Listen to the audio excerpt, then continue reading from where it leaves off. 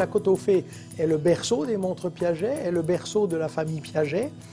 C'est un petit village à 1100 mètres d'altitude dans le Jura suisse qui n'a toujours que entre 500 et 700 âmes.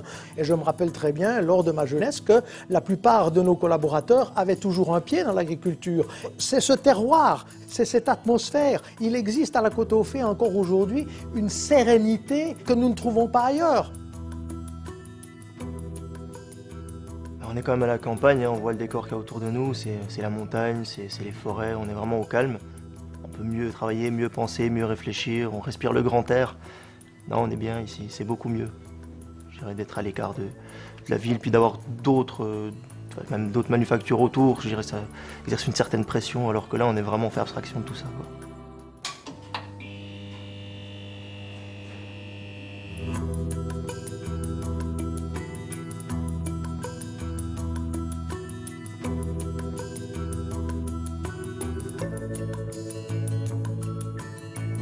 À la Côte-aux-Fées, ces artisans sont attachés à leur terre, sont attachés à leur entreprise et ce phénomène d'attachement est très très important.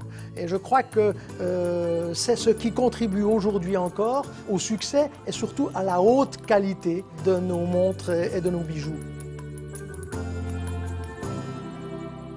Alors je suis donc né ici à la Côte-aux-Fées.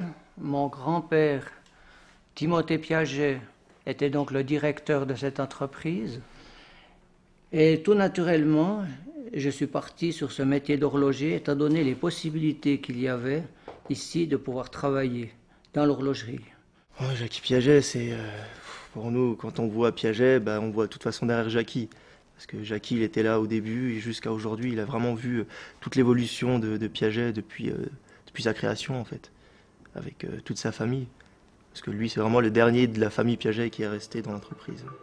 Je venais ici avec mon père aussi quand j'étais petit, et surtout le soir, quand il faisait des heures supplémentaires. Et je jouais par terre, juste à côté, ici dans un des ateliers à côté. Et je faisais des petits trains avec des porte-pièces pour les montres. Il y avait tout un contexte qui faisait qu'on était passionné par l'horlogerie. J'aimais l'horlogerie parce que j'en avais entendu parler depuis mon enfance. J'avais grandi là-dedans, j'avais baigné dans l'horlogerie, si on peut dire comme ça. Et moi, j'avais à cœur de continuer ce travail. La philosophie de Piaget aujourd'hui, c'est avant tout s'appuyer sur l'expertise des hommes et des femmes.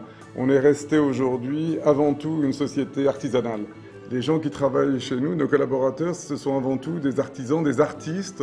C'est eux finalement qui créent la montre, le mouvement et qui transforment nos rêves en réalité.